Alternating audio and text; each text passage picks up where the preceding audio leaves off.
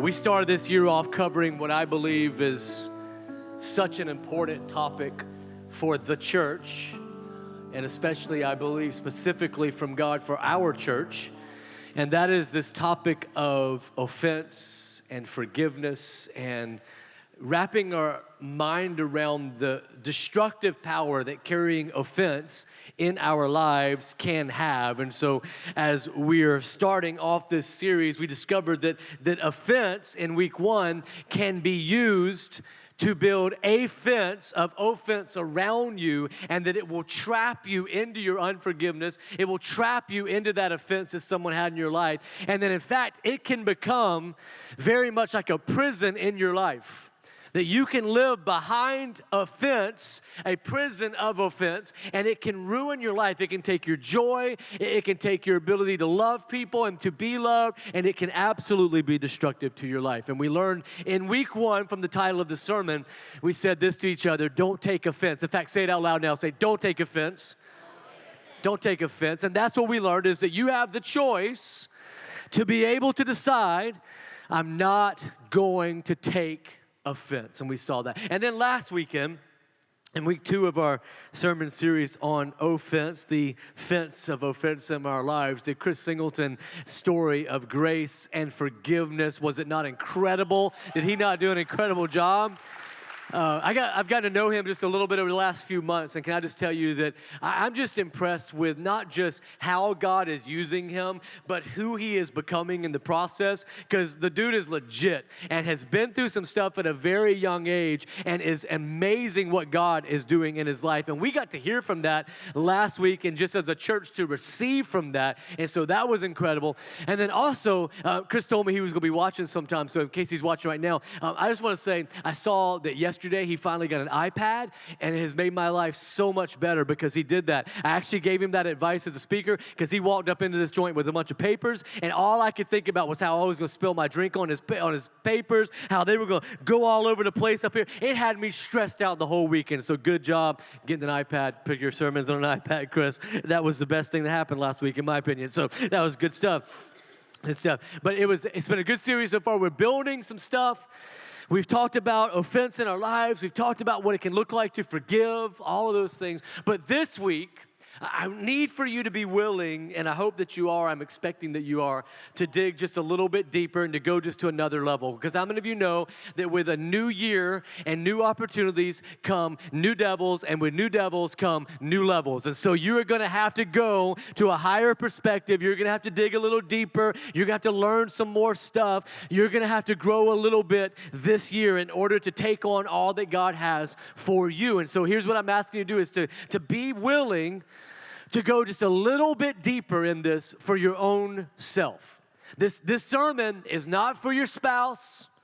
This sermon is not for your neighbor, your coworker. This sermon is for you. And I believe with all of my heart, if we'll put some stuff into practice, that we will be able to find a maturity that is only in Jesus. A maturity that is we're only capable of when we call upon the name of Jesus in our lives, that will handle offense in a different way, that will absolutely change your life.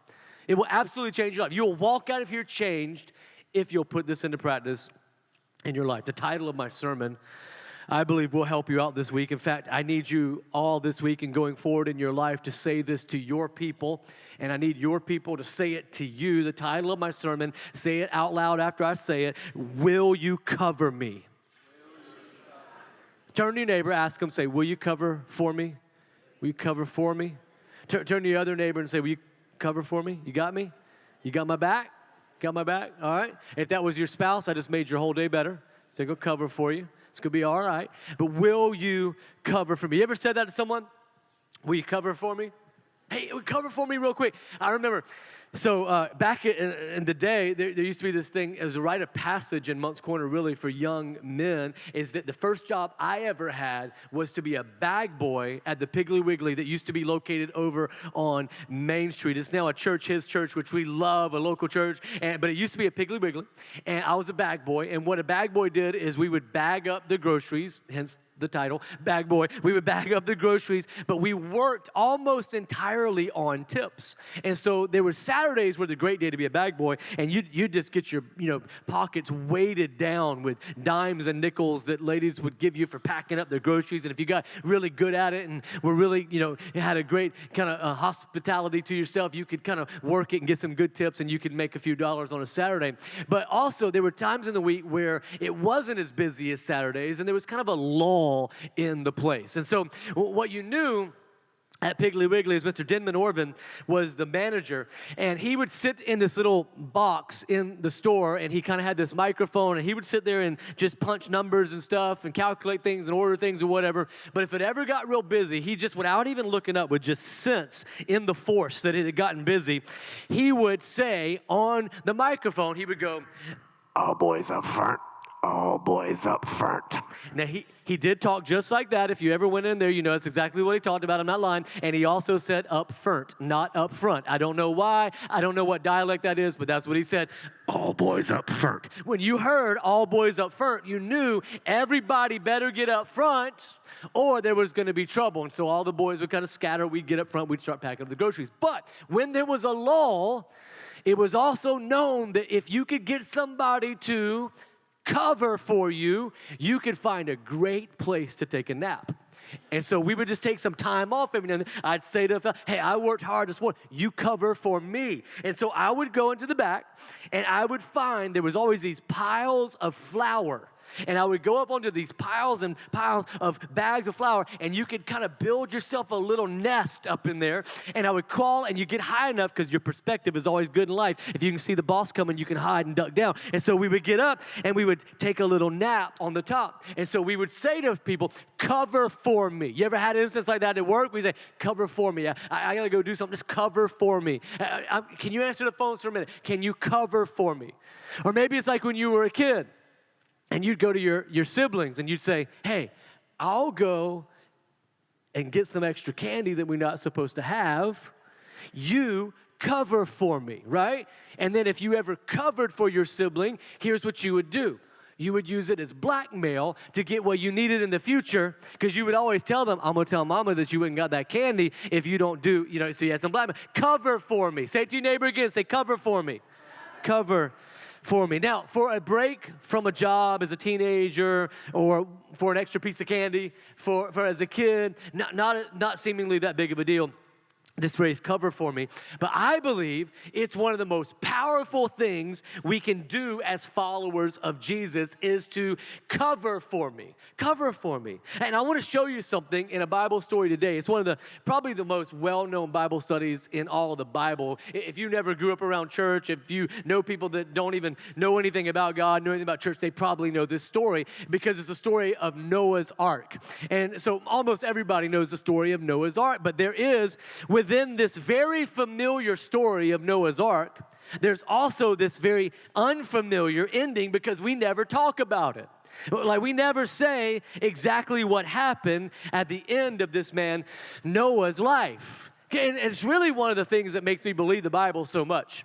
Because if I was writing the Bible or had anything to do with editing the Bible, and my story came up and it ended like Noah's story ends, I would be like, "Hey, can we just leave that part out?"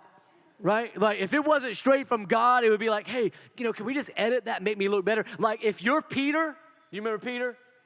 Jesus was like, "Hey, Peter, step out onto the water. Walk on the water with me, Peter. Come on, you can do it." Peter steps out of the boat and is like walking on water. Can you imagine Peter? And then all of a sudden, he gets frightened, right? Because he realizes all of a sudden he's walking on water, and he, boom, falls in, goes for a little swim. If I'm Peter and I write that story, how am I writing it? I walked on water. Period. Period. Wasn't there more to that story, Shawn? Not a bit. No more. But didn't you go for a swim? Everybody swims sometimes. I walked on water, period. That would be so I love this part of the Bible because it shows us a part of Noah that you really go, "Gosh, I wouldn't have told that part of my story," but we rarely talk about it. You know about Noah's Ark, though. God calls Noah, and he calls him, says, "Noah, I want you to build a boat." And Noah is like, "Great. What's a boat?" I don't know. And God's like, here's how I want you to build it. Here's what it is. All right, great. And a boat is something God says that so when it floods, you're going to be able to get on the boat and you're going to survive and humanity will go on because you'll be on the boat during the flood. And Noah goes, that sounds awesome. What's a flood? Right? Because remember, never flooded before. Some theologians even believe it had never had the need for rain before. It was just the dew would fall. There was never any heavy rainfall. And so it never happened before. And he had the faith to do that. And he builds this boat. And they all of a sudden survive because of it rains for 40 days, 40 nights. The world is flooded. And the story just ends with rainbows and a promise, right? I mean, that's all that happens.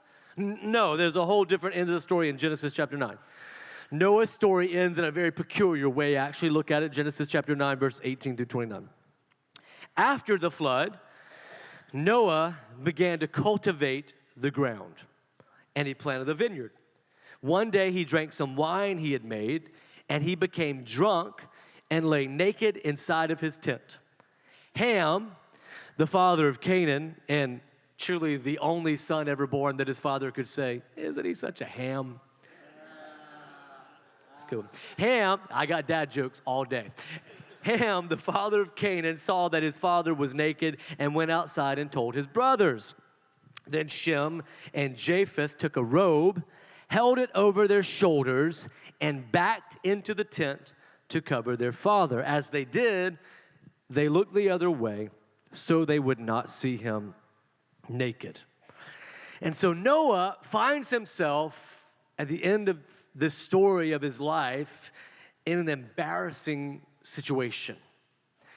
Probably not unlike some situations that many of us have found ourselves in before. Now we're not going to have share time where you have to talk about the time you got drunk and ended up naked where you weren't supposed to be. We're not going to do that. But in this time, we probably found ourselves in some embarrassing situations before. Mainly, let's just back it up and just say Noah made a mistake. We all can at least say that, right? We've made some mistakes. We've said some things we wish we wouldn't have said. We've treated people in ways that we wish we wouldn't have treated them. We put ourselves and others into embarrassing situations. We've broken rules at work that shouldn't have been broken. We've not come through like we were supposed to come through as a friend. And this mistake would bring offense, Noah's mistake, to his sons' lives. They were going to have offense in their lives. He was drunk. And I can imagine that this was not the first time. The Bible tells us about this instance, but I know that I've experienced people who have problems and addictions with drinking enough to know that it's usually not an isolated incident. It's usually not even the isolated incident that's the one that gets talked about. The one that gets talked about is probably the incident after the incident, after the incident, after you've put up with it, after you've gone through it, after you've walked through it, and then finally it's just like, man, this is kind of becoming this pattern in their life. And so Noah probably had done things. We've all been around someone who struggles with drinking too much enough to know that things are said, fights start, embarrassment often ensues for not only the person who is drunk, but the people around them. And that is what's happening for Noah's boys. There's this moment where they could be offended. Offense has come into their lives. It's just like us. And I'd like to make the case that most times in life, we're offended. It's similar to this. That there's someone in our life that makes a mistake, that embarrasses us, hurts us in some way, puts us in a compromising position, continues to do something, and whether it's our parents or whether it's our spouses or whether it's our kids or whether it's people at work, and finally, we have just had enough. We feel like that we have to do something. And now we can see what happens in this Bible passage to learn that there are several different models of what you can do. And here's the models. Ham, the father of Canaan, saw that his father was naked and went outside and told his brothers. Ham, the father of Canaan, saw that his father was naked and he went outside and told his brothers. He saw him naked. He saw the mistake. He saw the vulnerability. He saw the sin. He saw the anger. He saw the drunkenness. He saw he saw him naked. Then he went and he told. Let me translate this verse in a way that I think will be more applicable to our lives. Ham saw his father in a vulnerable place, and he saw his mistake, and he went and he spread the news. It could look like this. She saw her friend at her worst, because usually that's what friends get to see. She saw her at her worst, but she went straight to Facebook to complain about it. He saw his boss make a mistake. So it was a mistake for the company. It was a mistake. And he went straight to the water cooler to talk with other employees about how terrible of a boss he is, and wouldn't it be better if we got somebody else, and why don't we try and get it. He saw his coworker show up late for a meeting, and he immediately ran to the boss because he saw opportunity for promotion for himself. Because usually when we try to make someone look small, it's because we're trying to make ourselves look bigger. And so Ham sees the offense. Ham sees what's happening, and he goes and he tells. And I love telling that. I mean, it literally happened in the audience. All of us got our on. You know what the is? Is when we hear a sermon and we think how good it would be if our coworker could hear this. I'm going to share this one on Facebook because hopefully he'll see it and he'll watch it.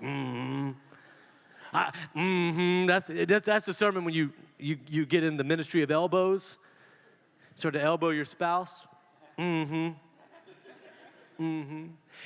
what I'll make a case for. Put your back right here. Because we all do this, don't we?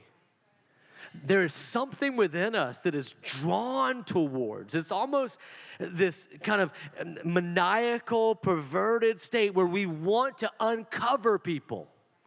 We want to talk. It's almost like natural for us to tell on them, to spread the news. It's what we want to do. We've got to tell everybody about it. We got to go and let everybody know the mistake that they made.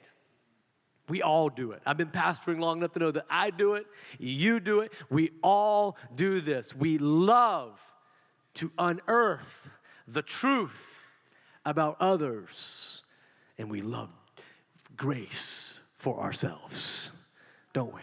We love it. And this is what Ham does. But I want to show you something. There's another way. There's a different way. There's a freedom-inducing way. There's another choice that can be made. There's a prison walls fall down. You get to walk out and see the light of day again type of way. There's a way that's a different kind of person way. It's a way that only someone who calls on the name of Jesus can do type of way. There's a way that's God's way. And God shows us this even within this very peculiar story ending the life of this man Noah that we know so much about, but we rarely even talk about this. God is teaching us. It says, then Shem and Japheth took a robe, held it over their shoulders, and backed into the tent to cover. Everybody shout out, cover. To cover their father. And as they did this, they looked the other way so that they would not see him naked. They covered him. His shame, his mistake, his sin. They covered him. They looked the other way so that they wouldn't even see what their brother had come and told them about. They said, I don't even want to know the details.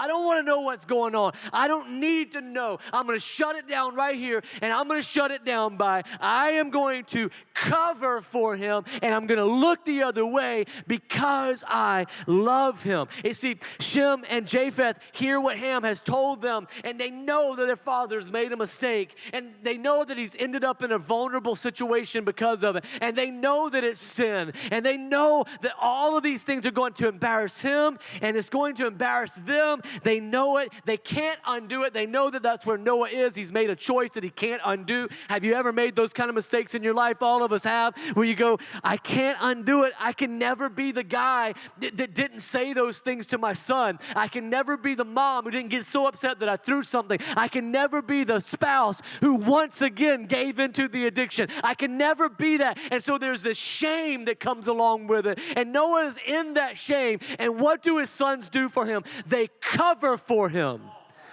They go and they look the other way. Why? Because they love him. Ham went outside and told his brothers.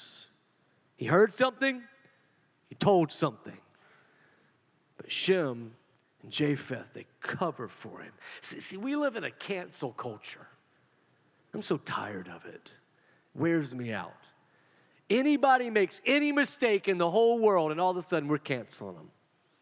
They can't make their sitcoms anymore. They can't play the sports they've always played anymore. They can't be politicians anymore. They can't do anything anymore. In fact, I think what our culture would like is if anyone makes a mistake, they all go to some island of misfit toys, never to be heard of again. It wears me out because the very people who are canceling everybody are the ones who have character issues themselves. And what I understand is that if you live long enough in any kind of position, whether it's a leadership position or whether it's a follower position, whether it's just living life, you are going to screw up. You're going to make mistakes. It's going to happen. Has anyone in here not made any mistakes? All right, Jesus is here, but not in person. I just wanted to make sure. Everybody here messes up. Everybody here makes terrible judgment calls. Everybody here gets too angry sometimes. Everybody here is passive aggressive sometimes. Everybody here kind of cheats just a little bit for themselves sometimes. We all do it. It is human nature. It's called a sin nature. Jesus came to save us from the sin nature. While we were here on earth, we were still being redeemed of it. We all make mistakes. But we live in this cancel culture. And God is calling us to create a cover culture where we cover for one another. Because look at this. 1 Peter 4:8. Most important of all, Peter says. I love it when people, especially at the new year, trying to read the Bible, and I hear this all the time. I just don't understand the Bible. Every time I read it, I don't understand it. Listen to this. Most important of all. Pretty clear. Continue to show deep love. Pretty awesomely clear. For each other, not just for yourself, right? For each other. For love covers a multitude of mistakes. Is that what it says? No, that's the slightly perverted version that says that. This one says, for love covers a multitude of what? Sins. That makes it real, right? Because if I can just sing Britney Spears, oops, I did it again. It's just a mistake, right? Oh, it's just a mistake. No, we're talking about sin.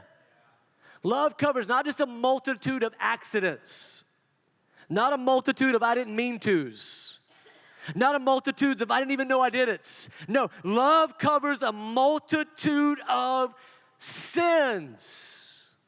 Peter is saying, look, there is a love you can have for someone, and Japheth and Shem had it for their dad. There's a love you can have that will cover for them, that will understand that you go through some of this stuff yourself, covers a multitude of sins.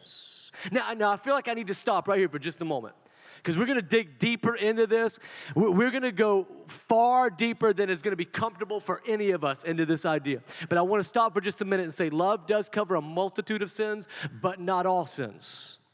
There are some sins, and I want to make concession for this. If you are currently being abused by your spouse, you are not to cover for them. You are to get them help, and you are to unearth this. If your spouse or someone you know is hurting a child, you are not to cover for them. It's not what I'm talking about. If you're in a relationship that with an addiction that is going to hurt somebody or hurt that person, you cannot continue to cover for them out of love. You are going to uncover it so that they can get help. So that's what I'm talking. That's what I'm talking about with that. But that's not what we're talking about in most of our instances. There are a few people here, and I believe that there are a few people here who are dealing with that kind of stuff, and that's not what this is about. But most of us are not dealing with those types of issues. Most of us are holding an offense because someone said something to us that we didn't like. Most of us are holding an offense because someone spoke something over us that we didn't agree with. Most of us are holding an offense because someone did something to us that was an annoyance and even was a sin, but it wasn't life-altering and they weren't bringing pain in a physical way to our lives, but it did hurt, but we need to deal with it. And so what we will do is we will over-dramatize the could-be's so we don't have to deal with the what-is's. And so what we need to do right now is put aside all of your arguments of why we shouldn't cover for people if you're not dealing with that if. Because I think that what most of us are dealing with is that we allow offense to come into our lives over things that are very manageable in our lives, things that we would want to be forgiven for ourselves, and then we hold everyone else accountable to a higher standard than we even hold ourselves. You say, but they hurt me. I know. Love covers a multitude of sins. But they meant to do it. I know. Love covers a multitude of sins. But they lied. I know. I've been lied about. I understand. And love covers a multitude of sins. But they manipulated. Yes, but they really hurt me. It was real, Shawn. It was tangible. I can feel it, yes. And Noah was naked as a jaybird. It really happened. His sons walked in and saw what no dude ever wants to see, their father naked. Right? And so they walk, and one of them walks out and goes, guys, you're not even going to believe what Dad's done now. Like, you're not going to believe it. We got something on him. We can, I can't wait. Come, let's make fun of him. Let's take a picture of him so we can post it on Instagram. I know they didn't have photos or Instagram. Just go with me. It's kind of creative license, right? Let's post a picture on this. Let's tell everybody about it. And the other two go, no, we love him. We love him. So we're gonna cover for him. We cover for, because love covers the other person. Now, there's something we're going to see in this story. There's a couple of things that are going to happen. Number one is just because love covers the sin doesn't mean you don't ever talk about it. So later on in the story, and we're going to read this in just a few minutes, you're going to see that Noah wakes up from his stupor. And when he wakes up from his stupor, he knows everything that has happened. It says Noah woke up and found out everything that had happened. How did he find out everything that had happened? It's because I believe that his sons came and they sat down with him and they said, Dad, man, we need to talk. See, there's a place for having real conversations with people who have offended us. There's a place for sitting down with people and going, hey, we need to chat about this. Dad, you can't hit the grapes so heavy, the wine so heavy next time, man. We got to talk about this. This is not a good look on you. You would look better in biker shorts. We need to do that. So it's like we got to have this conversation. There's a place for confronting people with their offense. We teach about that all the time. But there is a place that in the emotion of it, in the shame of it, that we don't kick someone while they're down. Isn't that what the church does so much? Oh, look, somebody's down. Well, we need to tell all the details. Why? Why do you need to know all the details? You know, we've had that happen before when things have happened at the church and people will come to us and they'll say, hey, what happened with the church? Why is this going on? Why is it? And we'll say, well, it's being handled. Well, I need to know the details. Why? Why do you need to know the details? You involved in it? You got a part in it? You playing a part to fix it? No. Well, why do you need to know? Well, I just think that people need to know about their sin. Why? You want everybody to know about your sin? I mean, as long as we're sharing people's sin, right? No, there's a reason that Jesus comes to pay for our sin. He says there's no condemnation for those who are in Christ Jesus, that we are able to walk away from it. And so there are times when you just want to cover. The first thing that love allows us to do is, if we live in a cover culture rather than a cancel culture, is to cover with compassion. I just want to make a case for some compassion in the church. If there's ever a place where there should be compassion, it should be here. Like, you should be able to show up and go, they will have compassion on me. They'll walk through this with me. Why is it that when someone gets into their deepest, darkest sin is when the church usually kicks them out the door? It makes no sense to me. It's the equivalent of an ER going, you're too sick to be here. This is where you need to be if you're sick. This is where you come. And we're all a little bit sick. And so we cover with compassion. I mean, when you think about compassion, just think about Noah. No one has been through anything like what Noah went through. To say that Noah had been through some stress would be an understatement. I mean, if there was ever a guy who suffered from PTSD, it's Noah. I mean, we tell his story on flannel graphs and cutesy cartoons and sing little songs about it. But think about the real story. Here's a guy who, number one, did something for 70 years in faith, not knowing what in the world, just obeying God, something that had never been done before. Here's a guy who had a 70-year building project. Some of you built a house for 7 months and you almost got a divorce, almost killed one child. And you still don't know where the aunt that dared to speak to you in your most stressful moment is. You hit her somewhere, you don't know where. Like that was just a 70-year building project. And then a part of the story that we never really talk about is the fact that Noah tried to get tens of thousands of people that lived around him, the whole world in general, but tens of thousands of people who lived around him, to come to the understanding of what was about to happen. And they said, Noah, you're crazy. And then so he finally, when the rain started to come and the floodwaters started to rise, he shut the door to the ark. And then all of a sudden they were like, wait a minute, this crazy guy Noah may have been right. And you've got to imagine with me that there were people scraping at the side of this boat, screaming out to Noah, crying, please help us, as they drowned and died. You've got to imagine that as Noah got off of this boat, you come out to the destruction of the entire world. Every animal, every human dead, that there are carcasses everywhere. The stench is there to remind you every single day of what just happened in your life. There's a story behind his pain. Waking up in night terrors, waking up in sweats, not knowing how in the world has the weight of the world literally been put on his shoulders. And so all of a sudden, because of this, Noah has got an unbelievable amount of stress on his life. And during this stress, he does what so many of us way too often do, is he looks for an escape. Noah's escape was in a bottle, but you've got your own escape. Maybe it's in a bottle, maybe it's in a pill, maybe it's in pleasure, I don't know. You've got your place where you escape to. And it's during our great escapes that we oftentimes make our greatest mistakes. And Noah makes a mistake. We see it.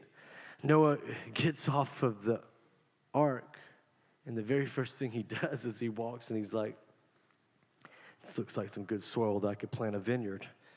And why did he want to plant a vineyard? Because he needed some grapes. Why did he need some grapes? Because homeboy needed some wine, right?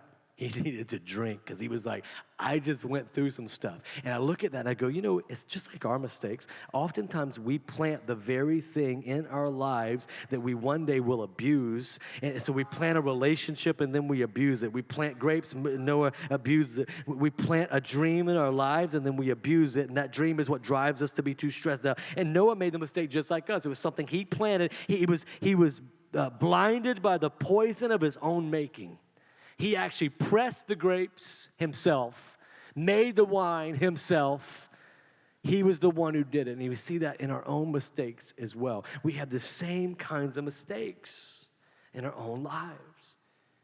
So Noah makes a mistake. And here's what his sons were able to do, and I guess what I'm asking you to be able to do for the people around you. They had to look at their father with compassion and go, I don't even know how he's making it. I know the story. There's a story behind why he is passed out naked in his tent right now.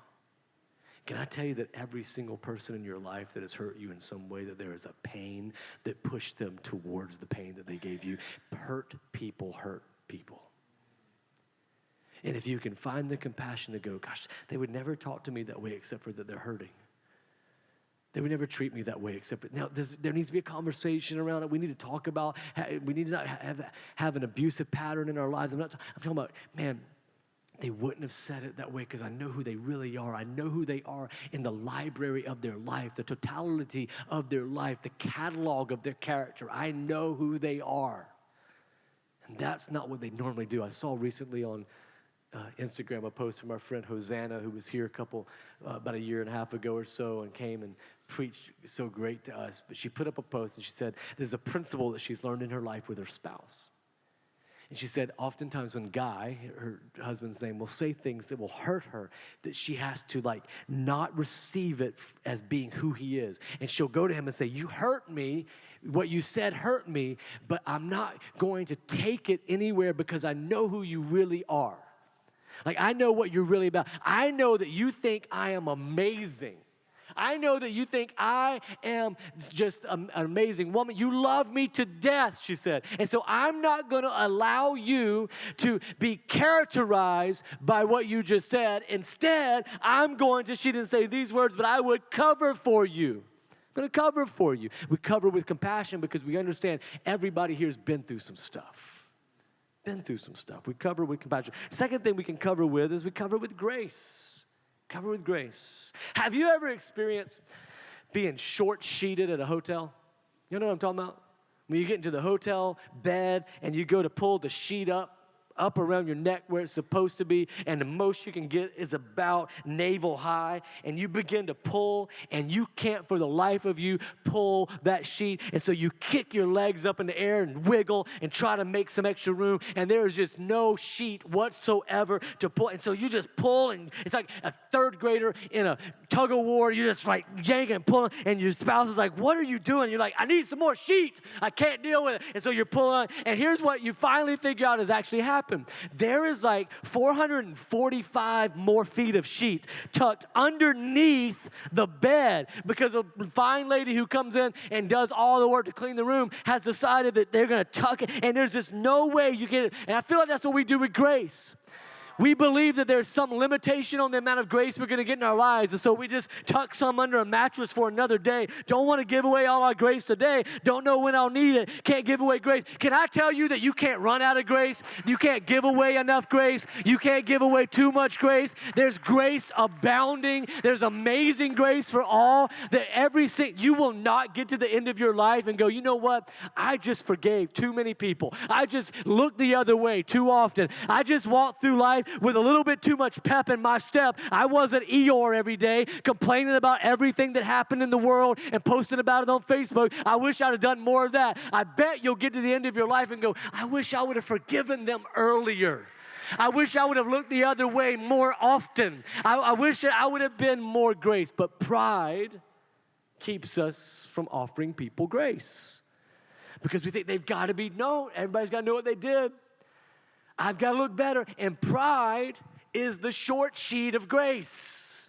It's when we're short-sheeting others because pride will not allow us to love them the way that we should. And James 4:6 is very clear about pride. He says, God resists the proud, but he gives grace to the humble. We don't want to be proud. We want to give grace. We want to receive grace. We want to be humble with our grace. We want to assume the absolute best. But rather than gently covering the person, what we often do is we pile on guilt. We do this with our spouses. We do this with our kids. We all do this. We do this with our parents. We do this with our coworkers. We pile on guilt all the time. It's manipulative in our lives. We use it to manipulate others. We make them feel guilty. We make them feel like they've shorted us in some way. And if we can just do that, we can get more. And so rather than giving more, we're always looking at how we can receive more. And because of that, we pile on the guilt. We get fixated only on the evidence that aligns with what we want to believe. Have you ever found that when you tell a story about something that happened to you, you always leave out the parts that make you look bad? I mean, have you ever really told the story the way that it really happened? Have you ever really given the precursor to, well, I mean, the reason why, and this is, no. We go straight to the evidence that makes us look like the hero, don't we? We also finish other people's stories. I love the idea that what Shem and Japheth were really doing is they were believing in who their father was rather than what he did. But we do the opposite sometimes, don't we? And if we define someone by what they did rather than who they are and who they can be, we have robbed them of the ability to be able to grow. Because if I define you on something you did in the past that you can never change and you can never undo and you can never do a different way, if I define you by your past, you will never be able to move forward into your future, ever. Because no, you're that person. That's who you are. They're a person that does this. They're a person that talks about this. And so when we cover for someone, what we're really doing is believing in who they are rather than what they did. And I want to be defined by who I am, not what I did. I want Jesus to look at me as whose I am and who I am when I enter into his presence and not what I did. I don't want to be defined by my past. We cover with grace. The next thing is the cover with blessing. The scripture continues in Genesis chapter 9. He says this, Noah woke up from his stupor. He learned what Ham, his youngest son, had done. Then he cursed Canaan, the son of Ham. May Canaan be cursed, and may he be the lowest of servants to his relatives. Then Noah said, but may the Lord, the God of Shem, be blessed, and may Canaan be his servant. May God expand their territory of Japheth, and may Japheth share the prosperity of Shem, and may Canaan be his servant. This is a curse and a blessing that Noah gave. I don't know that this curse and blessing is from God. I believe this is a father who is in some ways exasperated with his children. I believe it's a father who is seeing what one set of his sons did versus what one son did. But I think we can also learn from it. There's blessing that comes with covering for people. You want more friends? Be a friend that doesn't get offended by everything. You want more friends? Be a friend that they can count on you to look the other way sometimes and just go, I know you had a bad day, but I'm not going to let your day define who you are, and I'm not going to hold against you. I'm not going to bring it up every time it comes up. It's just you had a bad day. We all have a bad day sometimes. I hope you'll do the same for me. You want to be a friend? You want to have opportunities in life? Be that kind of employer, an employee. Cut people slack sometimes. Just kind of look the other way sometimes. Cover for them sometimes. Don't be the one who's pointing out every wrong that everybody has all the time. It's a beating. And so you want some friends, you want people to be around, then don't be that kind of person. It's a blessing in your life. And then as I was reading this, I don't know about y'all, but I can speak for myself. I need for you to cover for me sometimes.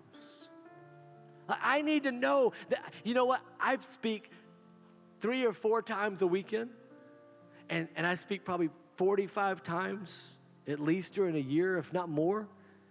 Guess what? I'm going to say some things every now and then. You're going to have to cover for me. He didn't mean it that way. I know what he meant, though. It was funny if he'd have said it right. I'm going to need you to cover for me. Every now and then I'm going to mess up. I need you to cover for me. Every now and then you're going to want me to be somebody I can't be. I need you to cover for me. Every now and then you're going to have opinions about the way we should do things, and we're not going to do them that way. Cover for me. I think about it in my own relationships. I say, I need Connie to cover for me, and I need to cover for her. I need for when I lose my temper every now and then for her to go, I know who he really thinks I am. He thinks I'm the princess and the queen and everything in between. I know exactly who he thinks I am, and I'm not holding that against him. I need my kids to cover for me. Any of y'all ever lose your mind with your kids? I need them to cover for me. I can't have them taking everything I say to forever, because they'll be on a couch one day with a therapist if they do. They need to cover for me. I need to think the best of me. I need you to do the same. And can I tell you what? I know I need it. And if I need it, I know you need it.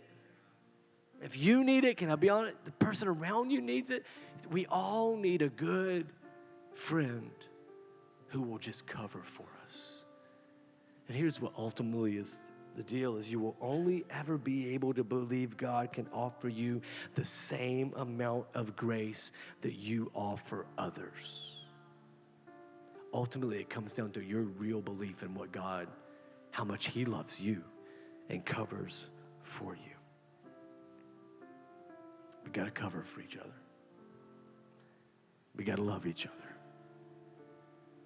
Because Noah had some assets. Think about it. Think about if your dad was Noah. He had faith, strong faith. He had some assets. He was a good man. He took on this project. He was a farmer who learned how to be a carpenter. He had some skills. He had some assets in his life. They could have leaned into his assets. They could have covered his assets. But instead, Ham ran out to tell. Don't be like Ham. Be like Jesus. God, you've covered for us. We love you. Your love has covered a multitude of sins in our lives.